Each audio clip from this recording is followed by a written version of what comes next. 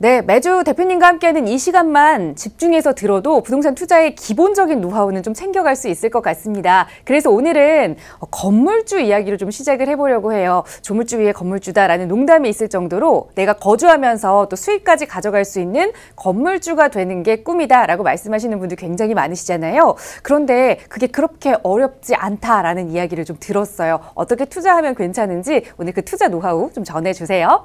예. 자, 요즘에 노후된 단독주택이나 이런 상가주택을 허물고 철거하고 신축을 하고자 해서 그리고 임대 수익이라든지 이런 것을 수익률을 제고시키는 측면에서 신축을 고려하고 계신 분이라면은 오늘 제 강의를 좀 더 이렇게 잘 들어보시면은 의사결정하시는데 도움이 될 것 같습니다. 자, 먼저 우리가 이런 다가구 주택이 단독주택이나 허물고 철거하고 신축을 고려할 때 우리가 두 가지로 이제 고려를 하실 수가 있습니다. 다가구 주택이나 상가주택으로 신축을 할 건지 아니면은 공동주택이라고 할 수 있는 다세대 주택으로 신축을 할 건지 이 여부를 좀 결정을 하셔야 되는데 서로 장단점이 있습니다. 장단점이 있기 때문에 그 부분을 잘 판단을 하셔야 되는데 자, 먼저 이렇게 말씀드리겠습니다. 최근에 자, 지금 서울의 아파트 가격이 참 하루가 다르게 오르고 있죠. 자, 이거는 우리가 이제 신문이나 뉴스를 통해서 알 수가 있습니다. 그렇지만은 사실 최근에 가격이 가장 많이 오른 부동산이 우리 시청자님들 뭐라고 생각하십니까? 자, 대부분 강남 쪽에 있는 아파트가 가장 많이 오르지 않았느냐? 이렇게들 생각들을 많이 하시는 것 같아요. 예, 그렇지 않다는 것을 제가 오늘 말씀을 드리고자 하는 겁니다. 최근에 가장 가격이 많이 오른 것은 새 아파트나 재개발, 재건축 지역이 아니고 역세권이나 젠트리피케이션이라 하면은 그동안에 주로 서민들이 살던 게 이제 중산층, 이게 세대 계층이 이게 바뀌는 그런 지역들, 이렇게 진행중 지역에 다가구 주택이나 상가주택 같은 경우나 통다세대, 즉 일정한 토지를 보유하고 있는 주택, 이런 주택들이 가격이 가장 많이 올랐습니다. 제가 한 예를 들어보겠습니다. 한 예를 들어보면 마포 합정역 인근에 자 3년 전에 우리가 평당 가격이 한 2,200만 선이었습니다. 자, 그런데 지금 현재 시세가 어느 정도냐면요, 한 6천만 원 정도 갑니다. 무려 한 3배 정도 뛰었습니다. 자, 이렇게 가격이 무려 3년 사이에 3배 정도 뛴 지역들이 많이 나왔습니다. 자, 그렇기 때문에 가장 최근에 가격이 많이 오른 상품은 역세권에 있는 토지를 일정 부분 토지가 규모가 있는 다가구 주택이나 통다세대 주택이 가격이 가장 급등을 했습니다. 자, 예를 들어서 우리 작년 한 해만 보더라도 서울 같은 경우 이런 단독주택이라든지 이런 토지를 가지고 있는 주택의 상승률이 15% 수준입니다. 그렇지만 작년에도 우리가 아파트 가격이 많이 올랐습니다만 아파트가 연 6%가 넘지 않는 상승률을 보이고 있습니다. 물론 특정 지역의 아파트는 6%가 아니라 더 많이 올랐습니다만은 평균치만 놓고 보더라도 15%대 6% 거의 3배 차이가 나고 있습니다. 자, 그렇기 때문에 제가 지금 강조드리는 것은 최근에 가장 많이 오른 부동산 상품이 새 아파트나 재개발, 재건축이 아니라 토지를 가지고 있는 다가구 주택이나 통다세대 주택이 가장 가격 상승률이 높았다. 또 이러한 현상은 앞으로도 지속될 것 같습니다. 자, 그러면은 우리가 이런 다가구 주택이라든지 이런 통다세대 주택의 장점은 뭐냐? 매력 포인트는 크게 세 가지입니다. 우리가 흔히 말해서 세 마리 토끼를 다 잡을 수 있는 거죠. 자, 집가 상승에 의한 차익 실현입니다.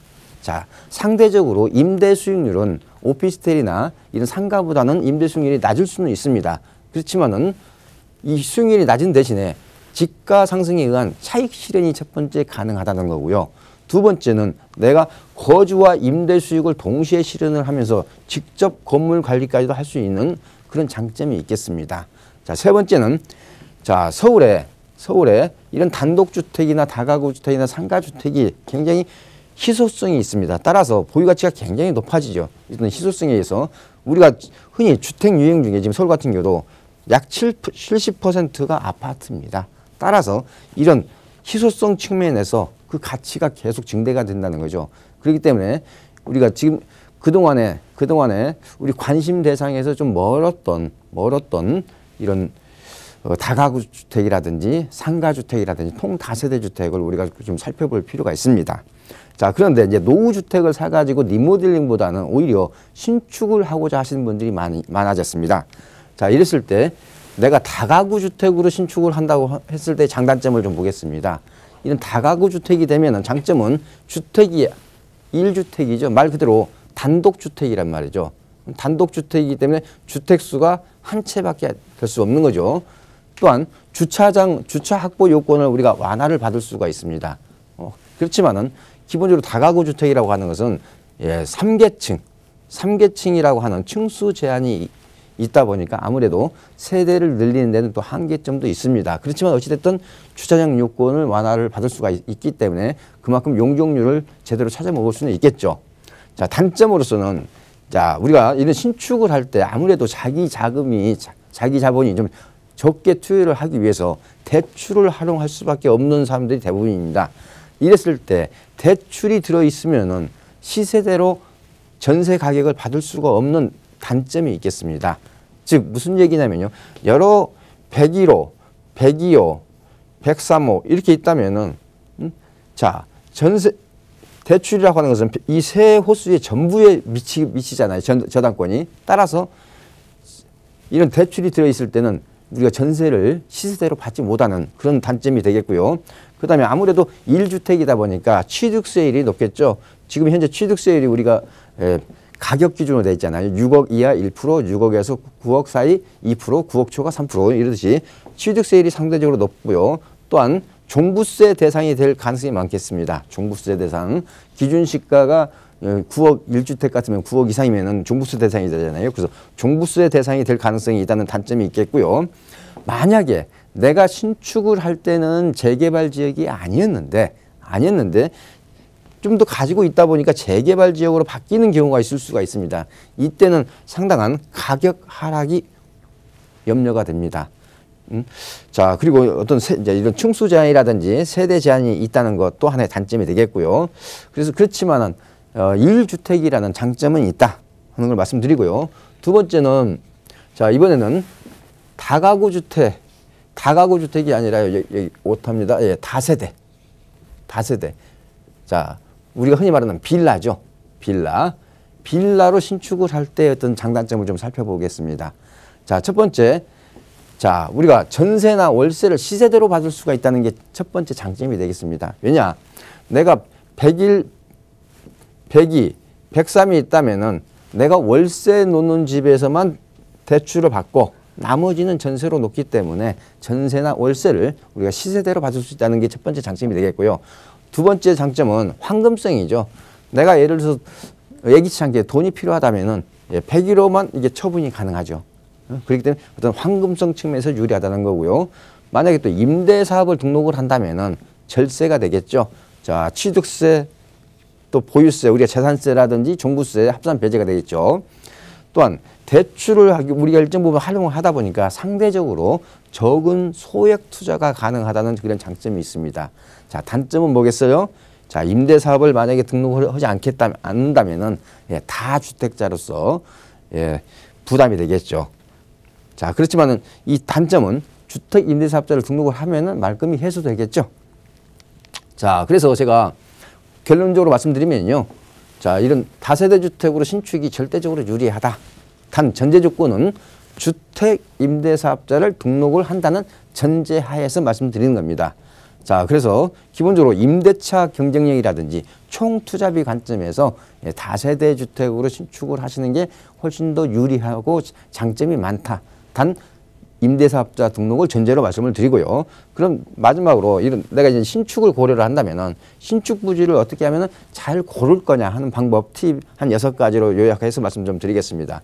아무래도 이런 다가구 주택이나 다세대 주택에 거주하는 사람들은 아무래도 중산층 아니면 서민들입니다. 따라서 대중교통 편의성이 첫 번째입니다. 따라서 역세권이어야 된다는 거 말씀드리고요. 두 번째는 집가 상승이 좀 가파르게 올라줄 수 있는 지역, 그런 지역을 잘 살펴셔야 된다는 거죠. 그래서 집가 상승이 어느 정도 전망이 유력한 곳. 그다음에 세 번째는 좀 토지 모양입니다. 토지 모양. 토지 모양이 어느 정도 이게 도로나 이게 사정하고 좋아야 된다는 것과 토지 모양과 여기서 한 가지를 더 든다면은 크기, 면적. 예를 들어서 있습니다. 우리가 최소한 60평, 우리가 평수로 봤을 때 한 60평 이상은 돼야 신축하는데 설계의 자유도에서 어느 정도 이게 자유스러울 수가 있겠죠. 그다음에 도로 같은 경우는 통상 우리가 4m 이상 도로를 접하고 있는 게 좋으면서 가능한 북쪽에 도로가 끼고 있어야 우리가 일조권으로 해서 사선 제한을 받지 않는다는 점이 있고요. 그다음에 자, 우리가 종상향.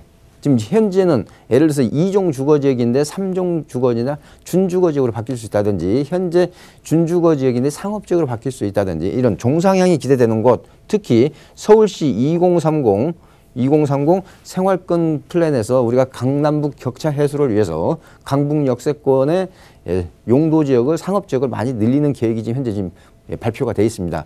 그래서 이런 종상향이 기대되는 곳을 좀 우리가 알아볼 필요가 있겠고요. 마지막으로는 젠트리피케이션이 일어날 수 있는 지역, 즉 상권이 활성화된다든지 어떤 도심 재생 사업으로 인해서 재개발이나 재건축이 아니라 재생 사업에, 서울시 재생 사업에 의해서 어떤 젠트리피케이션이 일어날 수 있는 이런 지역 위주로 선별해서 투자를 하신다면은 자, 3마리 토끼를 다 잡을 수 있죠. 내가 거주도 하면서 임대수도 누리고요. 또한 집가 상승에 의한 차익 실현도 늘 수 있는 이런 신축 다가구 주택이나 통다세대 주택인데, 아무래도 통다세대 주택으로 신축을 하는 게 여러모로 장점이 많다는 것을 우리 시청자님께서는 꼭 알아두시기 바랍니다.